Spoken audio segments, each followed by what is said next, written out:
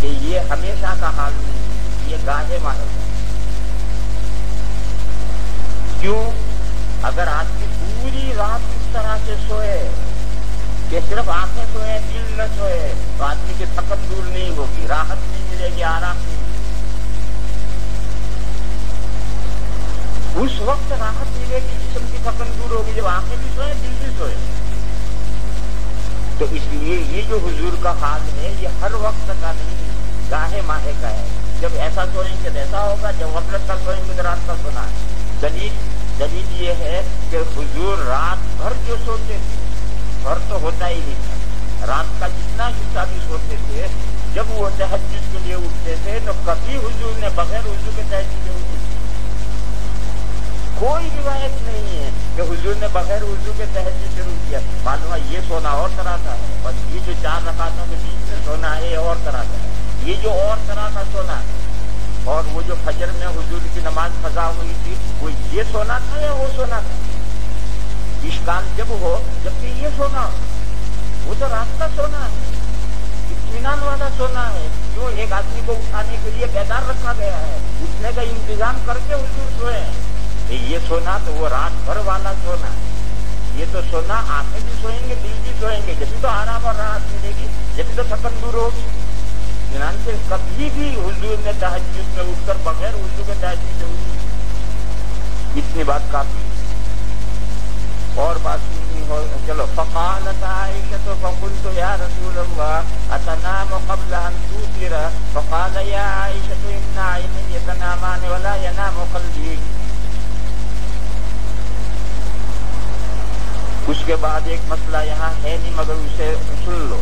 یہی وہ روایت ہے جس کو غیر مقلدین نے تراویح کے مسئلے میں پکڑ رکھا۔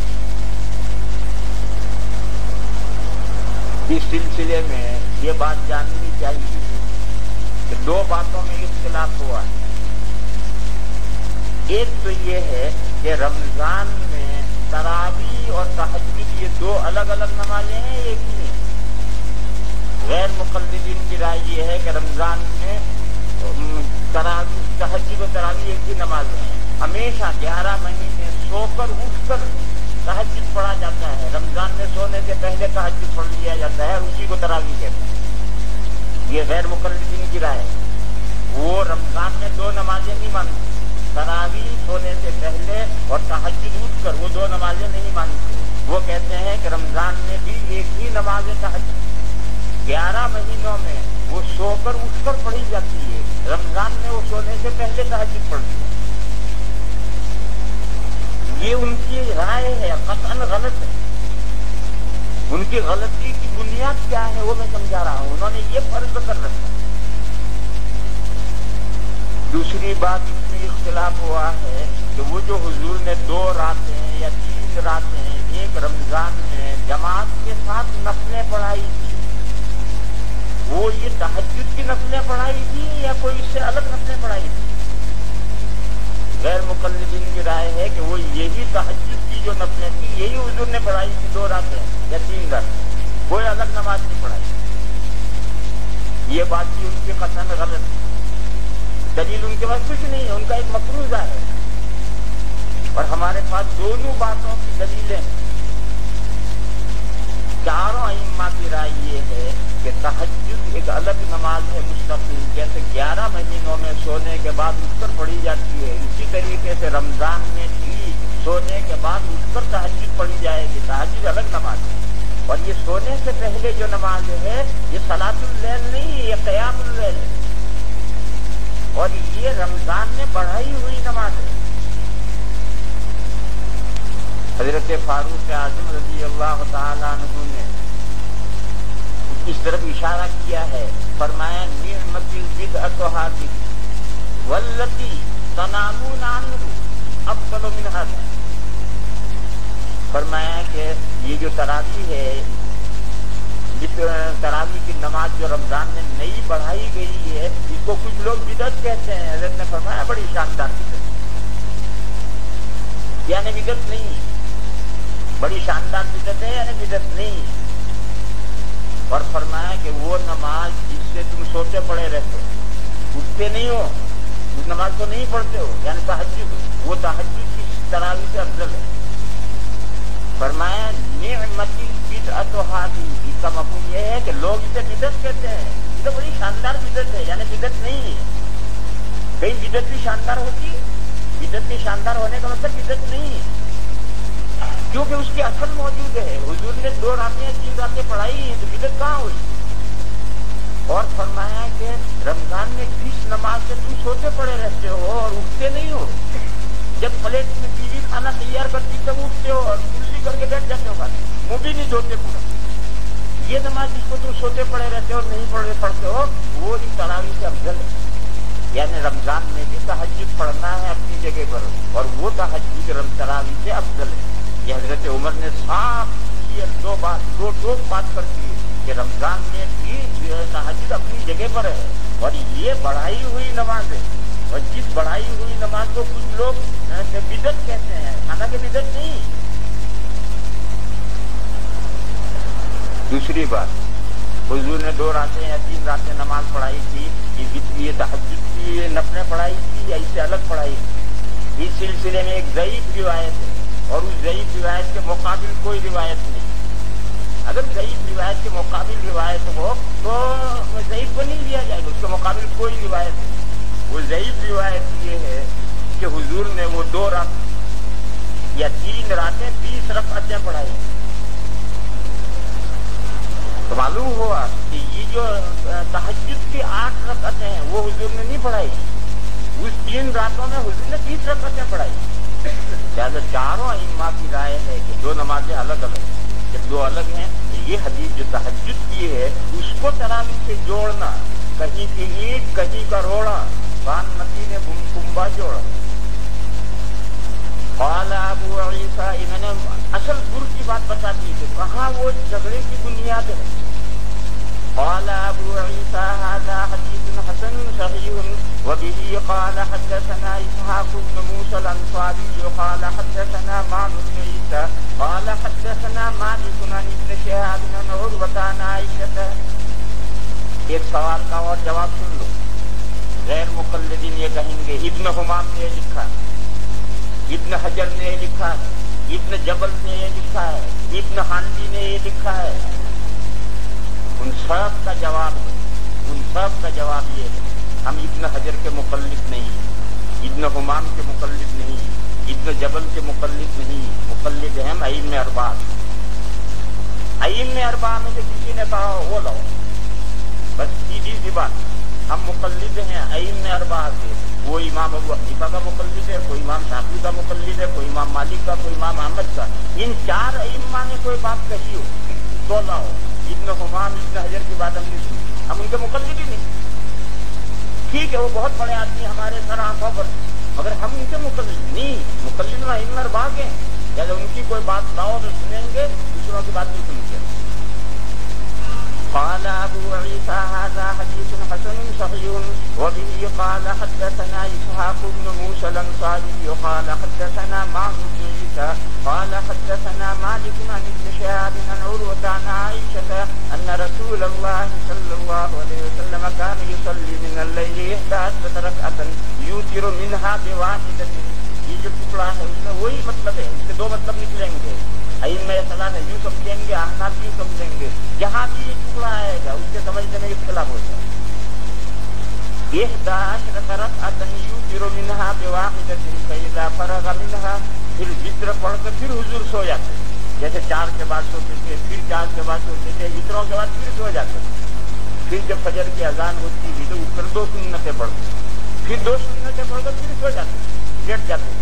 اگر حضرت عائشہ ہوتی پھر باتیں فرماتے تھے، نہیں تو لیٹ جاتے۔ فإذا فرغ منها اضطجع على شقه الأيمن وبه قال حدثنا قتيبة عن مالك عن ابن شهاب نحوه قال أبو عيسى هذا حديث حسن صحيح باب منه وبه قال حدثنا أبو فريد قال حدثنا وكيع عن شعبة عن أبي جمرة عن ابن عباس قال كان رسول الله صلى الله عليه وسلم يصلي من الليل 13 ركعة قال أبو عيسى هذا حديث حسن صحيح باب منه وبه قال حدثنا حناد قال حدثنا ابو الاحوص عن الاعمش عن ابراهيم عن الاسود عن عائشة قالت كان النبي صلى الله عليه وسلم يصلي من الليل 9 ركعات، 9 میں سے 6 تہجد کی اور 3 وتروں کی. کبھی ایسا بھی کیا ہے، ان روایتوں میں کوئی تعارض نہیں کہ حضرت عائشہ کبھی تو یہ کہہ رہی ہیں کبھی تو یہ کہہ رہی ہیں، یہ کوئی تعارض نہیں. اس لیے کہ پوری زندگی کا جو حال ہے وہ ہمیشہ یکساں تھوڑا ہی ہے، تو کبھی ایسا کیا کبھی ایسا کیا. وہ واقعہ جو زندگی میں ایک بھی مرتبہ پیش آیا، وہاں اگر روایات میں اختلاف ہو تو پریشان ہونا چاہیے. لیکن جہاں تعدد واقعہ ہے وہاں پریشانی کی کوئی ضرورت نہیں. وفي الباب عن ابي هريره وزيد بن خالد والفضل بن عباس قال ابو عيسى حديث عائشه حديث حسن غريب من هذا الوجه، ورواه سفيان الثوري عن الاعمش نحو هذا. وحدثنا بذلك محمود بن غيلان قال حدثنا يحيى بن آدم عن سفيان عن الاعمش. اس کے بعد امام ترمذی فرماتے ہیں کہ کم سے کم اور زیادہ سے زیادہ تہجد کی تعداد کیا آئی؟ فرماتے ہیں زیادہ سے زیادہ جو تعداد آئی ہے وہ 13 رکعتوں کی آئی. یہ بات صحیح نہیں. صحیح یہ ہے کہ زیادہ سے زیادہ جو تعداد آئی وہ 17 رکعتیں آئی. دوسری بات حضرت فرماتے ہیں کہ کم سے کم جو تعداد آئی ہے وہ 9 رکعتوں کی. یہ بھی صحیح نہیں. اگلے صفحے پر خود امام ترمذی 7 رکعتوں کی اور 5 رکعتوں کی نماز روایت لا رہے ہیں. تہجد کی 5 رکعتوں کی اور 7 رکعتوں کی روایت میں خود امام ترمذی لا رہے ہیں. لہٰذا یہ روایت بھی صحیح نہیں کہ کم سے کم 9 رکعتیں، یہ بھی صحیح نہیں. کم سے کم 5 رکعتیں، 5 میں سے 2 تہجد کی ہیں، 3 وتروں، 2 رکعتیں بھی تہجد پڑی ہوتی ہیں. قال ابو عيسى واكثر ما روي عن النبي صلى الله عليه وسلم في صلاة الليل 13 ركعة مع الوتر، واقل ما وصف من صلاته من الليل 9 ركعات. اس کے بعد ایک روایت ہے، اللہ جانے حضرت یہاں کیوں لائے ہیں، اور کچھ بہت زیادہ مناسبت دقیق نہیں ہے، آسانی سے مناسبت نکل سکتی. وبه قال حدثنا قتيبة قال حدثنا ابو عوانة عن قتادة عن زرارة بن عوف عن سعد بن هشام عن عائشة. صدیقہ فرماتی ہیں کہ اگر کسی دن حضور کی آنکھ نہیں کھلتی، غلبتہ عیناہ کا مطلب یہ ہے، غلبتہ عیناہ کا مطلب ہے کہ حضور کی آنکھ نہیں کھلتی. اور کبھی ایسا ہوتا تھا کہ سونے کو حضور مقدم رکھتے تھے. وقت تھوڑا، رات میں سونا ہے، سوئیں تہجد پڑھیں، سونا مقدم ہے تو حضور سونے کو مقدم کرتے تھے، بالقصد تہجد چھوڑ دیتے. منعہ من ذلک النوم کا یہ مطلب ہے تہجد سے نیند روکتی تھی. نیند روکتی تھی یعنی نیند کا تقاضا ہوتا تھا. رات میں سونے کا ٹائم عام طور پر سفروں میں سونے کا ٹائم کم ملتا تھا تو حضور تہجد چھوڑ کر سوتے تھے. یہاں سے یہ مسئلہ واضح ہوا کہ یہ جو مشہور ہے کہ حضور پر تہجد واجب تھا، یہ بے اصل بات ہے. یہ جو لوگوں میں مشہور ہے کہ حضور پر تہجد فرض تھا، واجب تھا، یہ بے اصل بات ہے. بلکہ قرآن کریم میں تو صراحت ہے وَمِنَ اللَّيْلِ فَتَهَجَّدْ بِهِ نَافِلَةً لَكَ. نَافِلَةً لَكَ 7 لفظ ہے، اس میں تعویل کرنے کی کیا ضرورت ہے؟ اور یہ روایت صراحتاً بتا رہی ہے یہ جو لوگوں میں مشہور ہے یہ صحیح نہیں ہے. دیکھو حضور اگر سونے کی ضرورت ہوتی تھی تو تہجد سو کر سوتے تھے، اور کبھی نیند نہیں کھلتی تھی، آنکھ نہیں کھلتی تھی تو تہجد چھوٹ جاتا ہے. اگر تہجد واجب ہوتا تو یہ نہیں ہو سکتا. تہجد واجب ہوتا تو یہ نہیں ہو سکتا کہ حضور کی آنکھ نہ کھلے. تہجد آنکھ نہ کھلنے کا مطلب یہ ہے کہ تہجد واجب نہیں تھا. اس لیے جو لوگوں میں مشہور ہے کہ حضور پر تہجد واجب تھا، میں اس کی میرے اندر کوئی دلیل نہیں ہے اور میں اس بات کو صحیح نہیں سمجھتا.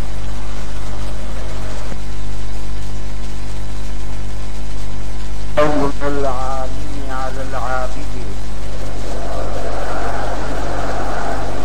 كفضل القمر ليلة البدر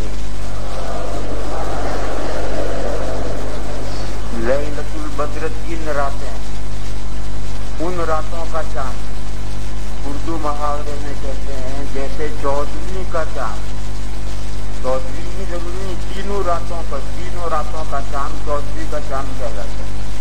کفر للقمر لیلۃ البدر علی سائر الکواکب وبه قال حدثنا قتيبة قال حدثنا أبو عوانة عن قتادة عن زرارة بن أوفى، یہ جلیل القدر تابعی ہے۔ تقریب التحدیث میں تابعین کے 3 درجے کیے گئے ہیں۔ تابعین کا طبقہ اولا یعنی اکابر تابعین جیسے سعید ابن مسیب، تابعین کا طبقہ وسطیٰ یعنی درمیانی درجے کے تابعین، زمانے کے اعتبار سے درمیانی درجے کے تابعین جیسے زرارۃ بن اوفیٰ، اور صغار تابعین یعنی زمانے کے اعتبار سے چھوٹے تابعین جیسے امام ابو حنیفہ علیہ الرحمہ کا شمار صغار تابعین۔ تو یہ اوساط تابعین میں ہیں، بڑے لوگوں میں سے ہیں۔ ان کا واقعہ ایک آگے ذکر ہو رہا ہے۔ عن زرارۃ بن اوفیٰ عن سعد بن ہشام عن عائشہ رضی اللہ تعالی عنہا وعنہم، صدیقہ فرماتی ہیں کہ اگر نبی اکرم صلی اللہ تعالی علیہ وسلم رات میں تہجد نہیں پڑھ پاتے تھے، کیوں؟ یا تو سونے کی ضرورت کو مقدم کرتے تھے اور بالقصد تہجد چھوڑ دیتے، یا آنکھ نہیں کھلتی تھی، دیر سے آنکھ کھلی، صبح ہو گئی، صبح صادق ہو گئی، تہجد پڑھنے کا وقت نکل گیا۔ تو ان دونوں صورتوں میں جب حضور کسی وجہ سے رات میں تہجد نہیں پڑھ پاتے تھے تو طلوع شمس اور زوال کے بیچ میں 12 رکعتیں پڑھ لیتے۔ حدیث پوری ہوئی۔ یہ تہجد کی تلافی ہے، قضا نہیں۔ جیسے ظہر کی پہلی سنتیں بعد میں پڑھ لیتے ہیں، یہ اس کی تلافی۔ جیسے فجر کی سنتیں طلوع شمس کے بعد پڑھتے ہیں، یہ اس کی تلافی۔ ایسے یہ تہجد کی تلافی ہے، قضا نہیں۔ کیوں؟ قضا ہوتی تو سیم ہوتی۔ نور الانوار میں قضا کی تعریف یہی ہے، ادا و مثل الواجب، واجب کے مانند پیش کرنا۔ تو حضور تہجد 8 رکعتیں پڑھتے تھے، اگر یہ قضا ہوتی تو قضا کی 8 رکعتیں پڑھتے، حالانکہ حضور اس کے 12 رکعتیں پڑھتے تھے۔ معلوم ہوا کہ یہ اس کی قضا نہیں، یہ اس کی تلافی۔ اس کے علاوہ 2 باتیں اور سمجھ میں آئیں۔ ایک بات یہ ہے کہ دن میں لمبے نفل پڑھنا حضور کا معمول نہیں ہے، اور رات میں تہجد بہت لمبی پڑھتے تھے۔ تو اب لمبے تہجد کی تلافی سیم رکعتوں سے نہیں ہو سکتی، کیفیت رہ جائے گی۔ لہذا اس کیفیت کی تلافی کے لیے تعداد بڑھا دی، 8 کے بجائے 12 یعنی 1.5 تعداد کر دی۔ یہ 1.5 تعداد اس لیے کی ہے تاکہ رات کے تہجد میں جو کیفیت ہے لمبے تہجد کی تلافی ہے۔ دن میں حضور لمبے 8 رکعتیں پڑھنے، دن میں لمبی نفلیں پڑھنے کا حضور کا معمول نہیں تھا۔ کیوں؟ دن میں مشاغل ہے۔ اگر حضور دن میں لمبی نفلیں پڑھتے تو امت بھی پڑھنے لگے گی تو دنیا کے دھندے کیسے چلیں گے؟ اور رات میں مشاغل نہیں ہے تو حضور بھی لمبی پڑھتے تھے اور امت بھی لمبی پڑھتی ہے۔ تو امت کی مصلحت کے لیے حضور نے دن میں لمبی نفلیں نہیں پڑھی، اب اس کی تلافی کرنی ہے تو کیفیت اور کمیت دونوں کی تلافی کیسے کی جائے؟ تو تعداد 1.5 کر دی تاکہ اس کیفیت کی تلافی ہو۔ دوسری بات یہ لکھی کہ اوراد جو شریعت نے واجب نہیں کیے ان کا بھی آدمی کو واجبات کی طرح سے انتظام کرنا چاہیے۔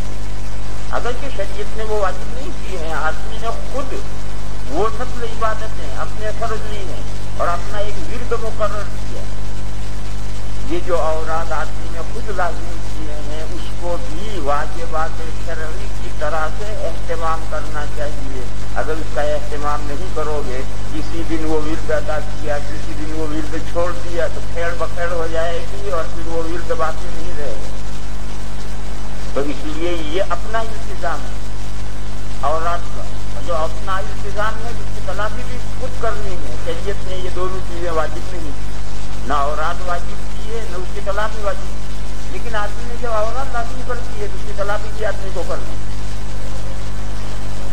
اس کے بعد آخر میں یہ بات جاننی چاہیے کہ قرآن کریم میں سورہ فرقان میں اللہ پاک کا ایک ارشاد ہے، اس ارشاد سے یہ حدیث جڑی ہوئی. وَهُوَ الَّذِي جَعَلَ اللَّيْلَ وَالنَّهَارَ خِلْفَةً لِمَنْ أَرَادَ أَن يَذَّكَّرَ أَوْ أَرَادَ شُكُورًا. اللہ نے رات اور دن کو یکے بعد دیگرے آنے والا، یعنی ایک کا خلیفہ دوسرا، یکے بعد دیگرے آنے والا یعنی ایک کا خلیفہ دوسرا بنایا ہے. کیوں؟ ان لوگوں کے لیے یہ بنایا ہے کہ جو اللہ کو یاد کرنا چاہتے ہیں یا اللہ کے شکر گزار بندے بننا چاہتے ہیں. اس آیت کریمہ کا حاصل یہ ہے کہ اگر آپ کے دن کے اوراد رہ جائیں تو رات میں تلافی، رات کے اوراد رہ جائیں تو دن میں تلافی. دن کے اوراد رہ گئے، مثلا ایک آدمی روزانہ ایک منزل قرآن پڑھتا تھا، ایک دن وہ کسی مشغولیت کی وجہ سے اپنا ورد پورا نہیں کر سکا، عشاء سے فجر تک کافی ٹائم ہے، اس ٹائم میں اپنی منزل پڑھ. ایک آدمی اشراق کی یا چاشت کی 6، 8، 10، 12 رکعتیں پڑھتا تھا، اس کا معمول ہے. کسی دن کسی وجہ سے نہیں پڑھ سکا تو عشاء اور فجر کے درمیان میں کتنا بھی کر لو. تہجد کا معمول تھا، کسی وجہ سے وہ رہ جائے یا جان کر چھوڑ دے، کوئی ضرورت ہے، اس ضرورت کی وجہ سے چھوڑ دیا تو طلوع شمس اور زوال کے بیچ میں ٹائم خالی ہے، اس سے تلاش کر لو. لمن اراد ان یذکر کے معنی اسی وقت میں وہ کوئی ورد کرنا چاہتا ہے. دیکھو اللہ نے جو عبادتیں لازم کی ہیں ان میں 4 تو مسلسل ہیں، ظہر سے لے کر عشاء تک، بیچ میں ٹائم ہے ہی نہیں. ایک فجر ہے اور 2 وقت خالی چھوڑے، عشاء کے بعد سے فجر تک اور طلوع شمس سے زوال تک، یہ 2 وقت خالی چھوڑے ہیں. کیوں خالی چھوڑے ہیں؟ تم اپنے اوراد اگر کچھ بنانا چاہتے ہو تو ان اوقات میں مقرر کرو. لمن اراد ان یذکر کا یہ مقصد. اور اگر کسی نے ان 2 وقتوں میں سے کسی وقت میں مقرر کیا ہوا معمول نہ ادا ہو سکے تو دوسرے وقت میں تلافی کرو. یہ او شکورا کا مطلب، یہ شکر گزار بندہ بننا چاہتا ہے. حضور اکرم صلی اللہ تعالی علیہ وسلم جو ایسا کرتے تھے کہ تہجد کی تلافی 12 رکعتوں سے کرتے تھے، یہ اسی آیت کریمہ پر عمل کرتے. اس کے بعد ایک بات اور سمجھ لو، وہ یہ ہے کہ حضرت نانوتوی نے توثیق الکلام میں جس کی شرح ہے کیا مقتدی پر فاتحہ واجب ہے، یہ توثیق الکلام کی شرح ہے. اس توثیق الکلام میں یہ مسئلہ بیان کیا ہے کہ اصل نماز 1 رکعت ہے اور اس کے حضرت نے دلائل دیے. اور شب معراج میں 50 نمازیں فرض ہوئی، 50 نمازیں فرض ہوئی. حضور اکرم صلی اللہ تعالی علیہ وسلم کا معمول اور امت کے خواص کا معمول یہ ہے کہ وہ رات دن میں 50 رکعتیں پڑھتے ہیں تاکہ وہ شب معراج میں جو اصل حکم تھا اس پر عمل ہو. دیکھو کوئی حکم دے کر اسے منسوخ کیا جائے تو منسوخ کرنے کی 2 صورتیں ہیں. ایک ہے کہ مصلحت بدل گئی، ایک یہ ہے کہ امت کے لیے تخفیف منظور ہے. اگر مصلحت بدل گئی اس لیے نسخ ہوا، وہاں ثابت حکم پر عمل نہیں ہوگا. بیت المقدس کی طرف منہ کر کے نماز پڑھتے تھے، اس میں نسخہ ہو گیا. کیوں نسخہ ہو گیا؟ مسلک بدل گئی. لہٰذا اب اگر کوئی بیت المقدس کی طرف منہ کر کے نماز پڑھتا نماز نہیں ہوگی. اور ایک یہ ہے کہ امت کے لیے تخفیف کرے، سہولت کے لیے نسخہ ہوا. جیسے عاشورے کا روزہ پہلے فرض تھا، رمضان سے پہلے عاشورے کا روزہ فرض تھا. جب رمضان مقرر ہو گیا تو عاشورے کا روزہ ختم کر دیا. یہ کیوں ختم کیا؟ امت کے لیے تخفیف. چنانچہ آج بھی عاشورے کا روزہ مستحب ہے. اسی طریقے پر یہ جو 50 نمازیں شب معراج میں فرض ہوئی تھی اور اس میں تخفیف کی گئی ہے، یہ امت کی سہولت کے لیے تخفیف کی گئی اور اس کے لیے نسخ ہوا. لہذا 50 نمازوں کا استحباب اب بھی باقی. اور حضور اکرم صلی اللہ تعالی علیہ وسلم اور خواص امت آج بھی 24 گھنٹے میں 50 رکعتیں پڑھتے ہیں، کیونکہ ہر رکعت ایک نماز ہے.